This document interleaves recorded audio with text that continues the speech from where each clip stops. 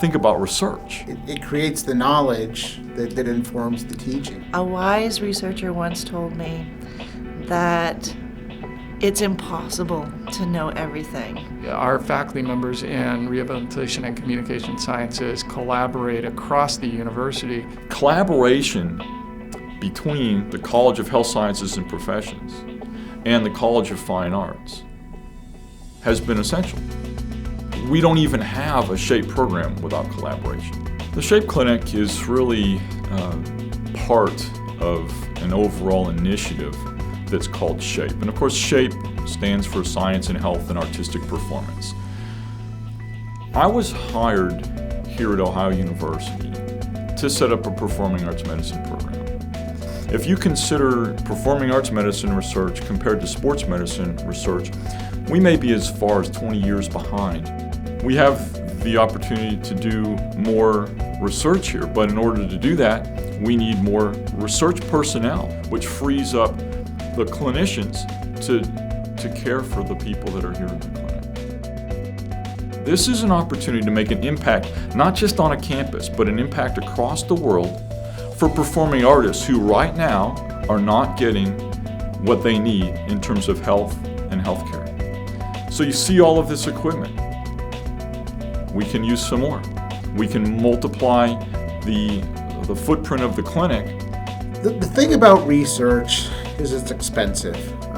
You don't do it well if you do it on the cheap, and it requires equipment, it requires facilities, it requires other forms of support. And so today it's getting more and more difficult for faculty to find support for their research.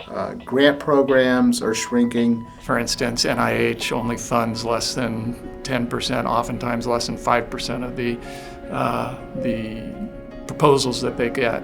It's very difficult and very competitive to get external funding. To the point where I have so much data, but I haven't actually had time to sit down and write it up for publications. I don't know how much time I spend applying for research funding.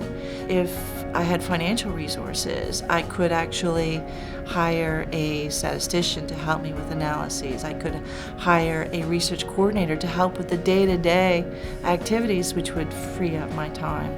The Gary Neiman Award was very special to me because it was the first time it was awarded, and I was the first recipient of that award. It not only helped me complete my research on time, but also I will be publishing this research, which will, help not only the scientific community, but also bring value to the college. A faculty member might be on the verge of an incredible discovery. And to think about the fact that they may not get there because they're being held back by a lab that lacks equipment, or they're being held back by the lack of support staff or student support. It's just unacceptable. And we know if we can enhance those areas of support, what will come out of that is far more grant money to support far more research. And so all of this is about support we can offer, support we can bring to the research enterprise that really gets leveraged into bigger and better things. Want to help? Go to ohio.edu/give and make a connection to the Ohio University College of Health Sciences and Professions.